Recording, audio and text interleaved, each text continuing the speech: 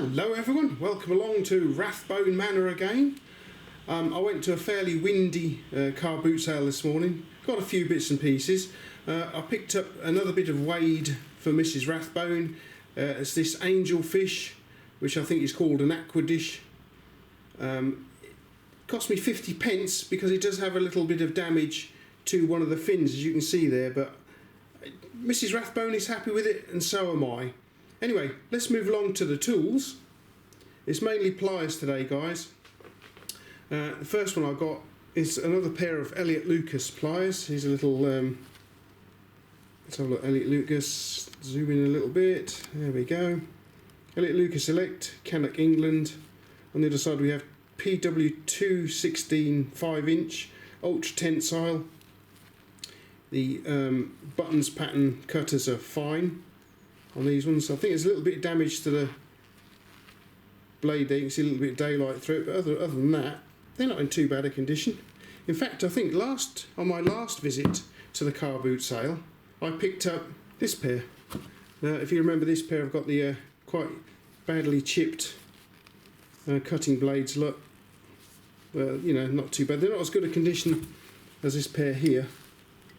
I did have to pay £1 for these ones though, but not too bothered about it. They're quite a nice little pair of pliers, as you can see. So ideal for my Elliott Lucas collection there.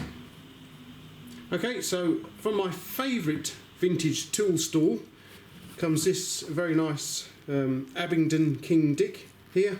This is an old one. It's got the old markings here, look. This marking dates from about 1885, I believe. I think we might have number 1 in there by the looks of it. There's Abingdon.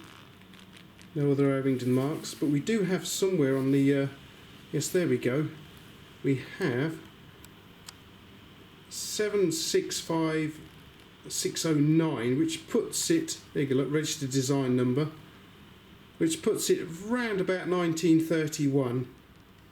They are very stiff. You can just about wind them in and out a little bit, but not a lot. I think the jaws might be slightly misaligned, so they're going to need addressing, shall we say, straightening out a little bit. It'll have to be, if I can get it apart, I'll have to go into the ultrasonic cleaning tank at work to give it a damn good cleaning out. This here is the last tool I purchased, because they were still more or less setting up when I first got there. It didn't open until about 7 o'clock this morning. So they were still setting up, so I had to wander around a little bit. But this was the last tool I bought. It's a Stanley 84097 slip joint pliers with the double dipped handles, as you can see. I quite like these. There's a little bit of a chip of the chrome just there. And of course I've got another pair of Stanley slip joint pliers somewhere. And the jaws are identical to this. They're not done properly at all. Look. And here they are. These are Stanley 84646s. They've got a very similar, as I say, jaw. You've got a double gripping surface there. But look, even these are the same. Look, they've got the same, not finished very well at all. I don't know what it is with these things. There we go, look. See, they've got the same step in the jaws, look. How strange is that for slip joints? You'd think they'd ground them down a bit, wouldn't you guys? But apparently not. So these are your standard slip joints, and these ones are slightly more modern with a push button, a way of changing them. But they've got this unusual double gripping surface just there. Nice, and they're quite tight fit actually. I don't think someone's used them a great deal. There's a little bit of rust on. I'll have to dip in some vinegar and get the rust off, I think. As you can see, they're a little bit squeaky there. But as you can see, they're not too bad a condition. And I paid 50 pence for these. Anyway, let's move along to today's star buy, which is another pair of pliers, another pair of slip joint pliers. But these ones are Bonney, made in USA. I don't know where the ins got to. Made in US, and it looks like it's is it 8 or R-15s. I'll have to check on the catalogues and see what it is. Okay, so these are Bonney B15 combination pliers made in the USA, and they differ from standard slip joint pliers in that they have this style of cutter like you get on normal combination pliers, as opposed to the crossover style that you normally get with slip joint pliers. You can see the difference there. There they are. I managed to find a Bonney catalogue from 1937.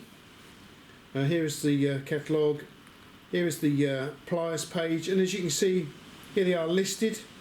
They come in different styles. B15 comes in is the combination pliers with the standard cutters, as you can see, side cutters. I don't know how well these would actually cut anything, but yeah. So there we go, guys. But they work quite nicely. Some of the chrome has disappeared off the back of it over the years. Don't know how old these would be. It's got some nicely embellished handles though, and a screwdriver tip on this one here. Look.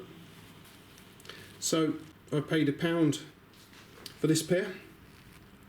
I asked the guy how much are your tools. He said, oh, it says on the box there, look, so they're £1 each. I thought, oh lordy, I'm going to learn to read one of these days.